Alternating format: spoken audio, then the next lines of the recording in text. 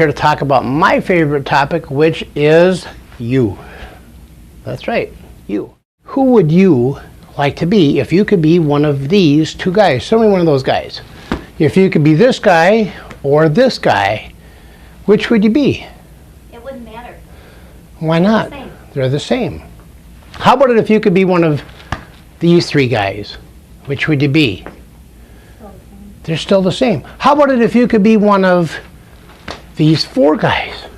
They're still the same. I asked you, if you could be one of these four guys, or you could be this guy, which would you be? Anyway, what I'd like to do to get started is ask everybody to hold out your hands just like that in front of your face.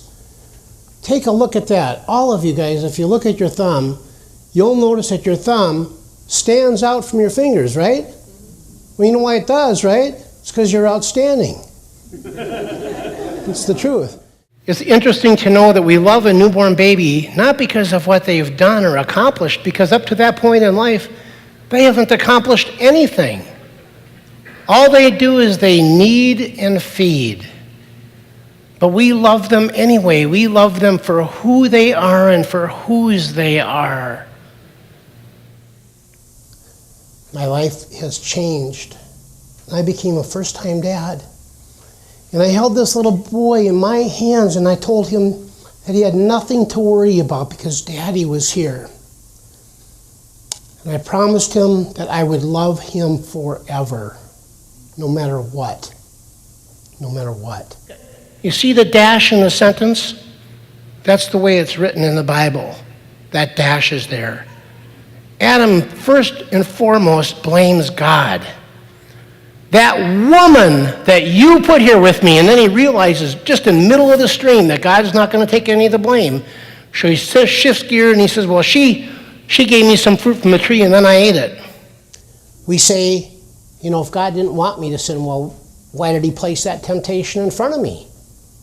Like God did it, right? You know, almost on a daily basis, I ask myself that very question. I say, you know, why did God invent cookies? Fine, but let's quit talking about us, okay? Let's look at an expert and see this person who falls down always.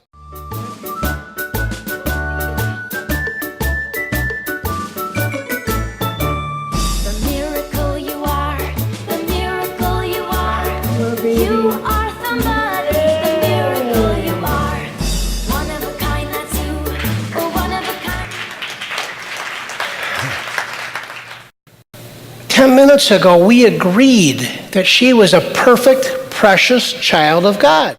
And yet here she is falling down. Well, if you're perfect, how do you fall down? So knowing this transformed my life. Knowing that God loves me even when I fall. And God loves you even when you fall. And so if you make a mistake, it allows me to look at you in a whole new way and say, wow, I still love you. You're still a perfect, precious child of God. Mark, I love the Thumb People message. Can you tell me why this message is so urgent for right now and why everybody needs to hear it? Well, Corrine, can you imagine making a wrong turn and the time that you would waste if you drove your car 100 miles in the wrong direction? Families today have so little time to get it right. Kids grow up and then they're gone. Kids grow up and then they're influenced, and sometimes we only have one chance to get it right. You know, the world wants to tell children today, with all the stress and all the competition and all the problems, it wants to tell children that instead of being outstanding like Thumbuddy, that they stick out like a sore thumb. Peer pressure alone will tell children to be like a drone, to be like nobody, or to blend in like anybody, or to be like everybody, or even to be anonymous like somebody. Our message is that children are set apart. Children are precious. Like your thumb stands out from your fingers, you are outstanding. And that's a message that every child needs to hear right now.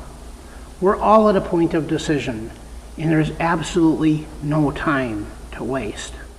I love somebody. I love somebody. I love somebody. I love somebody. I love somebody. I love somebody. She just loves the Somebody book. Somebody will say somebody. I love fun buddy. My grandchildren absolutely love